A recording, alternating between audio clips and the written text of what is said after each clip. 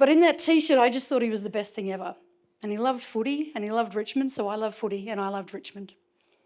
And when I'm 5, I discovered 2 things about football. 1, that I'm really good at it, and 2, that I'll never get to play the game professionally simply because I'm female. And the message that leaves me with is, as a 5-year-old girl, is that to be female is to be deficient, that I'm not enough, that I'm not worthy. Doesn't matter how hard I train, how skillful I become, I cannot out-train being female. And as a 5-year-old girl, that's my starting point in life.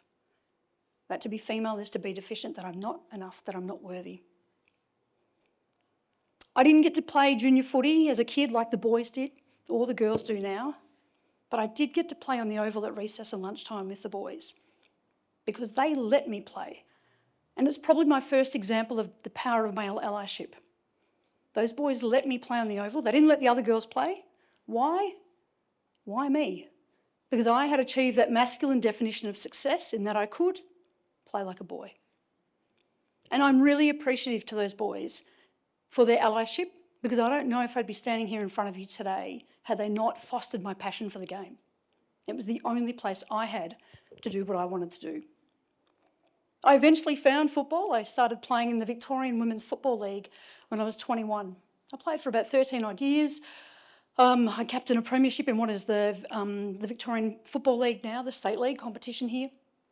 I played about 150 odd games, played for Victoria 7 times and was an All-Australian player at one point. And I also got to play in the very first ever women's game on the MCG on Mother's Day in 2004. Absolutely one of the best days of my life. And in 2007, I got the opportunity to become AFL Victoria's Female Football Development Manager. My responsibilities when I first started there were to run a few clinics and competitions for teenage girls, and I thought, it's pretty cute. How about we run a national women's competition? I had a vision, but importantly, I had a platform, and I could do something about it. And if you think about the build of the AFLW, so many challenges. Would we get enough sponsors? Would the media support us? Would parents want their daughters playing? Would we get enough girls and women playing the game? But the biggest challenge of all wasn't external to the AFL, it was internal within the AFL. And it was convincing those senior key decision makers of the power and potential of the women's game. And so we had to work from within the system to change the system. And if you think about sport, built by men, for men, to the needs of men, and for us as leaders, what we inherited, masculine success definitions, masculine personnel, masculine leadership frameworks. So rather than try and change the system from the start, we worked within it to change it. And so we did 3 key things to build the AFLW from inside. The first one, demonstrate that those senior key decision makers could win on a scoreboard. So we invested in mass participation at a grassroots level all around the country. I think when I first started playing back in 1997, there were about 1,000 women and girls all over the country playing. That figure now is over 600,000 women and girls. The second thing we had to do was achieve that masculine definition of success, ensure the girls could play like boys, and make sure those senior key decision makers got eyes on those girls to see the product that they had.